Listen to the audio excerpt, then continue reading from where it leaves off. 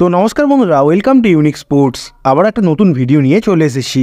তো বন্ধুরা, তোমরা নিশ্চয়ই জানো যে সামনে মোহনবাগানের ম্যাচ রয়েছে, আর সেই ম্যাচের আগেই মোহনবাগানের বেশ কিছু গুরুত্বপূর্ণ তথ্য নিয়ে চলে এসেছি আজকের এই ভিডিওতে। তো ভিডিওটা স্কিপ না করে পুরোটা দেখার চেষ্টা করবে। তো বন্ধুরা, তোমরা নিশ্চয়ই জানবে যে গতকালে মোহামেডানের ম্যাচ ছিল, আর সেই ম্যাচে মোহামেডান দুর্দান্ত লেভেলের পারফরমেন্স করে চেন্নাইকে 1-0 গোলে হারিয়ে একটা রেকর্ড গড়ল।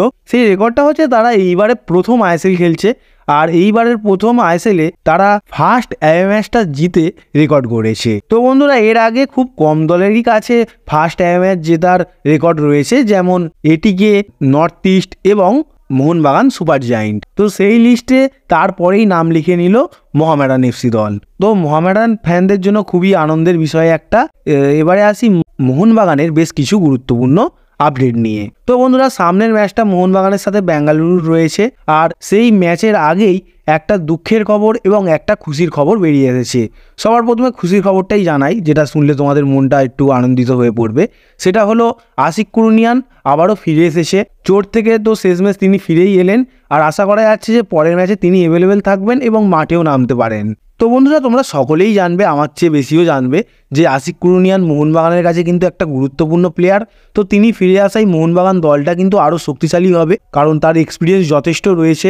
আর একটা কথা, তিনি প্রথম থেকে না নামলেও হয়তো হাফ টাইমের পরে তাকে আমরা মাঠে দেখতে পাবো পরবর্তী ম্যাচ থেকেই। তো বন্ধুরা, আমরা লিস্টনের আগে কিন্তু তাকেই মোহনবাগানে খেলতে দেখেছি, আর তিনি ভালো লেভেলের পারফরমেন্স দিয়েছিলেন মোহনবাগানের হয়ে। তার লিস্টনের থেকে বেশি অ্যাটাক করার ক্ষমতা বা গোল করার ক্ষমতা না থাকলেও তিনি কিন্তু যথেষ্ট ভালো ক্রসিং খেলতে পারেন, পাস খেলতে পারেন, অর্থাৎ বল ভালো তৈরি করে দিতে পারেন। তাছাড়াও ডিফেন্সিভ কোয়ালিটিটা তার কিন্তু অনেকটাই বেশি রয়েছে লিস্টনের থেকে। তো তাকে তো মোহনবাগান দল ইউজ করবেই সামনের ম্যাচগুলোতে, আর এটা একটা মোহনবাগান সমর্থকদের জন্য খুবই আনন্দের বিষয়। তার মতো একটা এক্সপিরিয়েন্স প্লেয়ার যেহেতু আবারও টিমে ফিরে এসেছে। তো এবারে আসি দুঃখের খবরটা নিয়ে। তো বন্ধুরা, দুঃখের খবরটা আর কাউকে নিয়ে নয়, হ্যাঁ তোমরা ঠিকই ধরেছো, অ্যালবার্টো রড্রিগেজকে নিয়ে।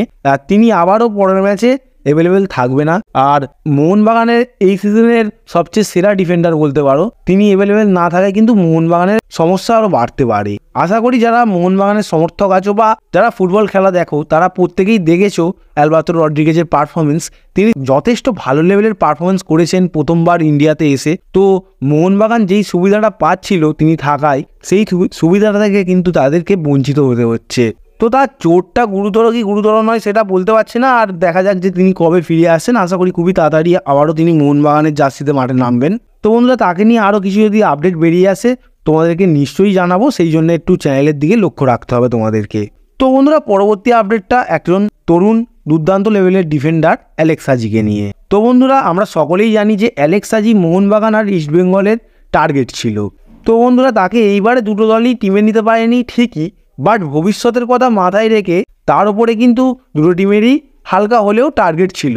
তো বন্ধুরা, এইসব বিষয়ের কথা মাথায় রেখে হায়দ্রাবাদ তার সাথে কিন্তু আরও 3টে বছরের কন্ট্রাক্ট এক্সটেনশন করে নিয়েছে। তো বন্ধুরা, এবারে অ্যালেক্স সাজিকে নেওয়ার একটাই উপায় রয়েছে দুটো টিমের কাছে, সেটা হলো খুবই বেশি মানে ট্রান্সফার ফি দিয়ে তাকে আনতে পারে দুটো টিম। কিন্তু ব্যাপারটা হচ্ছে, যদি হায়দ্রাবাদ ছাড়ে তখনই তো আনতে পারবে। এবারে কি হয় না হয় সেই নিয়ে যদি কিছু আপডেট বেরিয়ে আসে তোমাদেরকে জানাবো, বাট এখন তো কোনো কিছুই আপডেট বেরিয়ে আসার কথা নয়। পরবর্তীতে যদি কিছু শোনা যায় তখন তোমাদেরকে নিশ্চয়ই জানাবো। তো বন্ধুরা, তোমরা সকলেই জানো যে মোহনবাগান ছেড়ে আনোয়ার আলী এখন ইস্টবেঙ্গলে চলে গেছে। তিনি কতটা গুরুত্বপূর্ণ একটা প্লেয়ার ছিল মোহনবাগানের, তার পারফরমেন্সের জন্যই তিনি গুরুত্বপূর্ণ প্লেয়ার হয়ে উঠেছিল মোহনবাগান টিমের। তার দুর্দান্ত পারফরমেন্স ছিল, বাট তিনি চলে যাওয়ায় মোহনবাগান সমর্থকরা একটা বাঙালি ডিফেন্ডারের ওপরে নির্ভর করে আছে। সেই ডিফেন্ডারটা আর কেউ নয়, একজন ইয়াং প্লেয়ার দীপেন্দু বিশ্বাস। এবারে দীপেন্দু বিশ্বাসের যে কটা ম্যাচ খেলেছেন তিনি, সে কটা ম্যাচের পারফরমেন্স কি মোহনবাগান সমর্থককে খুশি দিতে পেরেছে বা ভরসা দিতে পেরেছে, সেই নিয়ে তোমাদেরকে এই আপডেটে কিছু কথা জানাবো।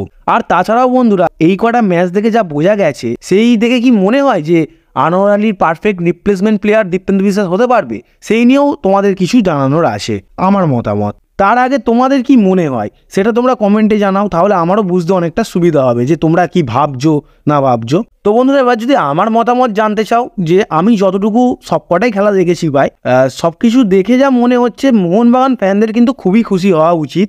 কারণ বন্ধুরা তারা দীপেন্দুর মতো একটা ইয়াং তারকা ডিফেন্ডার পেয়েছে, যিনি ভবিষ্যতে হয়তো অনেক নাম করবেন। আর বন্ধুরা সবচেয়ে বড় কথা হচ্ছে তিনি আমাদের কলকাতারই একটা ছেলে। তো ইস্টবেঙ্গল মোহনবাগান সেটা ম্যাটার করে না, কলকাতা থেকে যে একটা তারকা উঠছে সেটা একটা বড় বিষয়। দেখো বন্ধুরা, এবারে যদি তোমরা বলো যে আনোয়ারের পারফেক্ট রিপ্লেসমেন্ট প্লেয়ার, হ্যাঁ আনোয়ার আলী সেরা প্লেয়ার ইন্ডিয়ার, বাট তার মতো খানিকটা হলেও এখন দীপেন্দু বিশ্বাস পারফরমেন্স করছে। আর মোহনবাগানের হয়তো তিনি perfect Anwar Ali replacement player হয়ে উঠেছেন। কটা ম্যাচ দেখে যা বোঝা গেছে, দুর্দান্ত লেভেলের ডিফেন্ডিং করছেন, বরঞ্চ বিদেশি ডিফেন্ডারদের থেকেও ভালো ডিফেন্ডিং করছেন তিনি। তো বন্ধুরা তোমাদের আর একটা কথা কিন্তু মনে করে দিই, আনোয়ার আলী যখন মোহনবাগান এসেছিল তারপরে চোটের ফলে তিনি অনেকদিন আনঅ্যাভেলেবেল থাকেন, আর সেই সময় মোহনবাগান টিমটাকে কিন্তু সামলেছিল এই দীপেন্দু বিশ্বাসই। তখন আরও ইয়াং ছিল, এখন তবুও এক্সপিরিয়েন্স অনেকটা হয়েছে, বাট তার পারফরমেন্সটা তখনও যেমন ছিল এখন তার থেকে আরও ভালো হয়ে গেছে। সবচেয়ে বড় কথা হচ্ছে যে আনোয়ার আলী যেমন হেডে ভালো গোলও করতে পারতো, তেমন তিনিও আগের দিনকে হেডে গোল করেছিলেন আর অ্যাটাকেও অনেকটা সাহায্য করেছিলেন। হ্যাঁ এইটা বলতে পারো যে আনোয়ার আলীর যথেষ্ট এক্সপিরিয়েন্স রয়েছে। হ্যাঁ তিনি মেন ম্যাচে, বেশি প্রেসার ম্যাচে ভালো পারফরমেন্স করতে পারবেন দীপেন্দুর থেকে, এটা বোঝা যায়, এক্সপিরিয়েন্স ম্যাটার করে। বাট দীপেন্দু যা খেলছে দেখে তো মনে হচ্ছে যে এত বাচ্চা বয়সে তার কাছ থেকে কেউই এতটা ভালো মানের খেলা আশা করেনি, কিন্তু তিনি তার থেকে অনেক ভালো পারফরমেন্স করে দিচ্ছেন মোহনবাগানের হয়ে। আর বন্ধুরা আনোয়ার আলী যেই পজিশনে মোহনবাগানকে ছেড়ে গেছে, মোহনবাগানের কিন্তু অবস্থা খারাপ হয়ে যাওয়ার কথা ছিল, বাট দীপেন্দু এসে কিন্তু অনেকটাই সামলে দিয়েছে মোহনবাগানকে। দেখো বন্ধুরা সবচেয়ে বড় কথা হচ্ছে এখন যা তিনি পারফরমেন্স দিচ্ছেন সেটা যদি তিনি চালিয়ে রাখতে পারেন তাহলে কিন্তু তিনি অনেক বড় লেভেলে যেতে পারবেন। সবচেয়ে বড় কথা হচ্ছে তার এখনও বডি অতটা ইমপ্রুভ হয়নি, তার মূল কারণটি হচ্ছে তার বয়স অনেকটাই কম। যত বয়স বাড়বে বডিও ইমপ্রুভ হবে, তার শক্তি ক্ষমতাও ততটাই বাড়বে। এবারে এখনই এমন পারফরমেন্স করছে, সো আশা করা যাচ্ছে তিনি তার পারফরমেন্সটা সময় সময় ইমপ্রুভই করবেন। তো পরবর্তীকালে তিনি ইন্ডিয়া টিমেরও একজন মেন প্লেয়ার হয়ে উঠতে পারেন।